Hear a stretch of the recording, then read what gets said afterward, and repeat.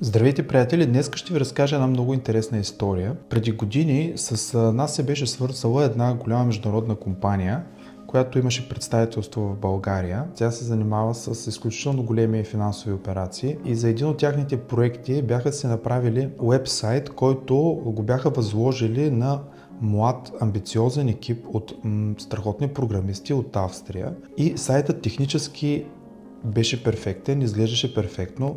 Същевременно обаче проблемът, който беше за тях, че сайтът беше абсолютно невидим за Google. Проблемът е, че това се случва по-често, отколкото си мислите.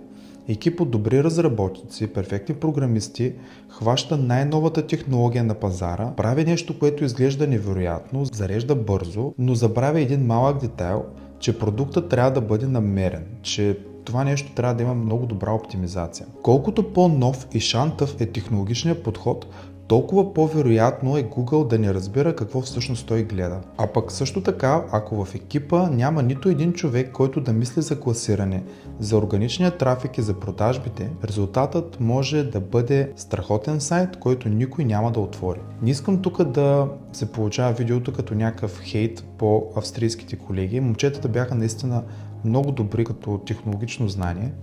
Лечеше се от пръв поглед, кодът е изключително чист, модерен подход.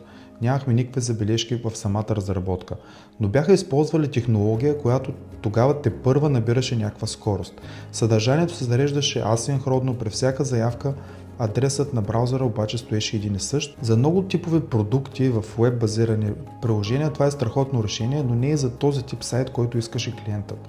Невероятна бързина, плавност в зареждането, но все пак те искаха сайт за обяви и сайт, който да живее органично, т.е. да съществува чрез органичен трафик. И тогава те разбраха проблема, че Google не може да индексира тяхното съдържание. Колкото и да растеше сайтът като обяви, които се качваха, той нямаше никакъв шанс да се класира, нулева видимост в търсачките, независимо от обема на съдържанието, което се трупаше в него. Изводът е, че не трябва да гледаме само технологията, а трябва да гледаме крайния резултат, който се стремим да постигнем. Решението, което тогава нашия екип направи за тях, беше да вдигнем втори сайт с много по-добре утвърдени технологии, такива, които Google добре познава и отлично индексира без никакви проблеми. И вътре в него да вградим самото приложение, което бяха разработили австрийците. Също така наложи се да кажем какви подобрения и какви промени трябва да направят австрийците по тяхната технология, за да може всичко това да се случи. Резултатът е, че клиентът запази стойността на разработката, която вече беше платена на австрийците, като същевременно получи и крайния резултат да има органичен трафик и с развитието на самия си проект трафика му да расте.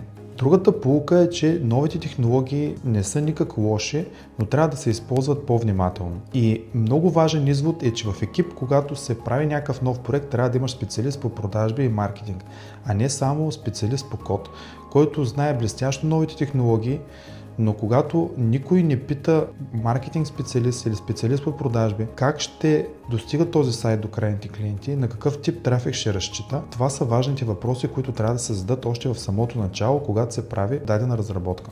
Ако във вашата компания или организация разполагате с сайт или платформа, която изглежда страхотно, но не носи трафик, проблемът вероятно не е само в дизайна. Пишете на нашия екип, контактите са в описанието, за да ви дадем някакви напътствия.